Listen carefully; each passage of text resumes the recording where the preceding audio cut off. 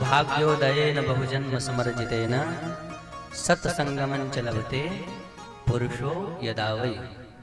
जब हमारे जन्म जन्मांतर कल्प कल्पांतर के पुण्यों का उदय होता है, तब हमारे जीवन में सत्संग की प्राप्ति होती है।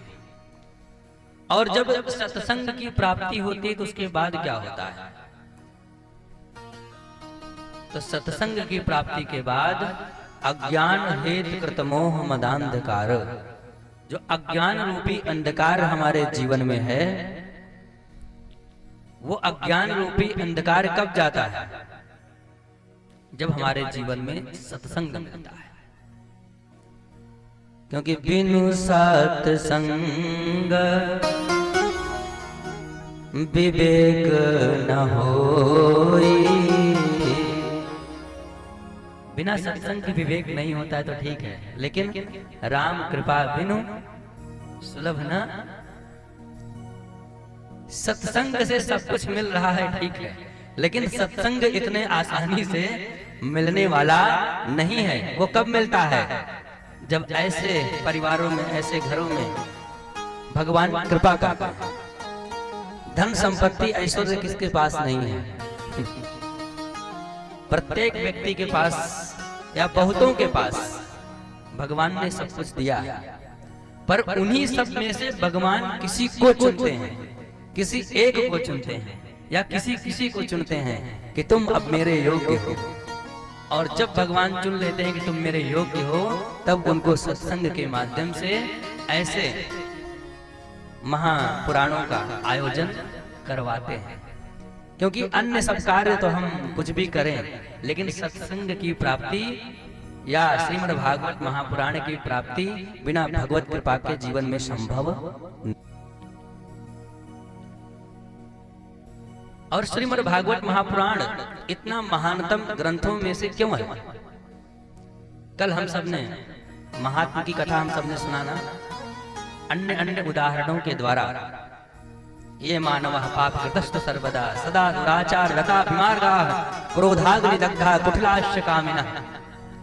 कोई कितना भी बड़ा महापापी हो, कैसा भी हो, श्रीमद् भागवत महापुराण सबको तारने के लिए तत्पर है। लेकिन ये प्राप्त तभी होता है जब भगवत कृपा होती है।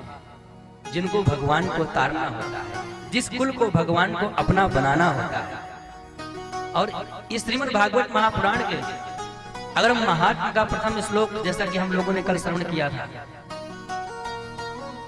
उसमें भी भगवान श्री कृष्ण को श्री कृष्णाय वयम् नुमः ऐसा कहा गया। लेकिन श्रीमद् भागवत महापुराण के प्रथम अध्याय के, जहां पर किसी भी शास्त्र को, किसी भी पुराण को, या कोई भी अगर हम एक छोटा सा भी लेख लिखते हैं, तो अपने इष्ट को हम वंदना करते हैं। जो भी हमारे इष्ट होते हैं उनकी हम वंदना करते हैं, उनकी हम स्तुति करते हैं। पर श्रीमद् भागवत महापुराण ये जो ग्रंथ है ना, ये अपने वंदना में ये सिद्ध कर देता है कि श्रीमद् भागवत महापुराण किसी एक का नहीं है, सभी का है। क्यों? क्योंकि जन्माद्यस्यतोऽन्वयादितरतश्चार्थेषु विज्ञः स्वराट् तेने ब्रह्म हृदय आदि कवये मुह्यन्ति यत् शूरयः तेजो वारि मृदां यथा विनिमयो यत्र सर्गो मृषा धाम्ना श्वेन सदा निरस्तकुहकं सत्यम परम धीमहि। यहां पर अगर ध्यान किया गया ना, तो किसी का नाम नहीं लिया गया। मतलब न भगवान विष्णु का नाम, न भगवान कृष्ण का नाम। क्या कहा गया? सत्यम परम धीमहि।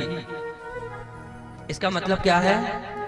इसका मतलब कोई किसी भी पंथ का हो, यहाँ कोई भी बाधा बनने वाली नहीं है। कोई किसी भी पंथ का हो, कोई किसी भी संप्रदाय का हो, या कोई किसी भी धर्म का हो, उन सब के लिए श्रीमद् भागवत महापुराण अपने दरवाजे खोल करके स्वागत करते हैं कि तुम आओ तो सुनो तो। तुम किसी भी मत पंथ के हो, मैं आश्वस्त करता हूं, आश्वस्त करती हूं कि मैं सबको तारने के लिए तत्पर हूं। पर तुम आओ सही है। कोई किसी को भी इष्ट मानता है, सत्य ही मानता है ना, सबके अपने अपने इष्ट हैं, तो कोई भी बंधन श्रीमद् भागवत महापुराण ने नहीं रखा। जो भी मत पंथ के हो, आओ सत्यम परम धीमहि, जो सत्य स्वरूप परमात्मा है उनको हम सब नमस्कार करते हैं। और उसके बाद निगम कल्पतोर तरोर गलितम फलम शुक मुखाद मृत द्रव संयुतम पिबत भागवतम रसमालयम मुहुरहो रसिका भुवि भावुकाः है जो सबके लिए श्रीमद् भागवत महापुराण। और एक ऐसा है निगम कल्पतरोर गलितम फलम, ये वेद रूपी वृक्ष का शुद्ध रूप से पका हुआ फल है। और ऐसा फल है जिसमें कोई गुठली, कोई भी बीच में बाधा आने वाली नहीं है। पिबत भागवतम रसमालयम, ये क्या है? रसमालयम, रसस्य आलयम, रसमालयम है ना। जैसे हम लोग कहते हैं ना विद्या धन आलय, विद्यालय, और विद्या धन आलयम मतलब विद्यालयम। ऐसे ये क्या है? रस धन आलयम बराबर रसालयम। मतलब ये क्या है? इस साफ साफ रस का आलय मतलब रस का छोटा मोटा टुकड़ा नहीं है, पूरा महल है, पूरा घर है। और ऐसा रस है कि जिसमें कोई भी बाधा गुठली छिलका नहीं है, पूरा का पूरा पीने योग्य है, पूरा का पूरा पाने योग्य है। इसलिए लेकिन विशेष करके इसको कौन पीता है? तो जो भक्त है, मुहुरहो रसिकाः, जो वैष्णव है, वो भक्त श्रीमद् भागवत महापुराण को एक बार नहीं पीते। देखिए, एक होता है सुनना, एक होता है सुनना, और दूसरा होता है सुनते किससे हैं? कान से। लेकिन जब इतना ध्यानस्थ होकर के सुने, जैसे ये लोग सुन रहे हैं एकदम ध्यानस्थ होकर के, तो इसको केवल सुनना नहीं कहते, इसको क्या कहते हैं? जैसे हम रस को पीते हैं ना, तो पीते हैं मतलब टोटली उसको साफ साफ छोड़ते नहीं, पूरा पान कर ले रहे हैं। और अगर खाएंगे तो हो सकता है कि बीच में सब्जी खा रहे हैं तो आलू का छिलका है तो निकाल दें, तो उसमें कुछ ना कुछ निकाला जा सकता है। लेकिन जब पी रहे हैं तो उसमें कुछ भी निकालते नहीं, सब पीते हैं। इसलिए जब हम ध्यान पूर्वक सुनते हैं तो इसका मतलब है कानों से पी रहे हैं। इसलिए श्रीमद् भागवत महापुराण क्या है? रस का आलय है, रस का घर है। इसलिए जो भक्त हैं, जो रसिक हैं, जो संत जन हैं, जो विद्वत जन हैं, जो ज्ञानी जन हैं, वो सुनते नहीं हैं, वो इसको कानों के द्वारा पीते हैं और बार बार पीते हैं। दुनिया की जितनी भी वस्तु है, कोई किसी को कोई भी वस्तु कितना भी पसंद हो, कितना भी पसंद हो,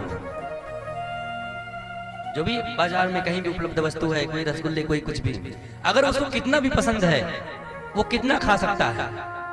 2, 4, 6, 8, 10। अगर उसके सामने ज्यादा रख दिया जाए और बोल दिया जाए तुम खाओ, कितना खाएगा? 2, 4, 10, 15, 20 कितना खाएगा? एक बार एक समय आएगा, एक स्टेज ऐसा आएगा कि बोलेगा नहीं, अब मुझे नहीं खाना, नहीं चाहिए। लेकिन अगर कोई रसिक है, कोई भक्त है, कोई वैष्णव है, तो भगवान की कथा से वो कभी तृप्त नहीं हुई, कभी भी उनको भगवान की कथा से एसिडिटी नहीं होती, अपच नहीं होता। तो ऐसे ही श्रीमद् भागवत महापुराण की महिमा है।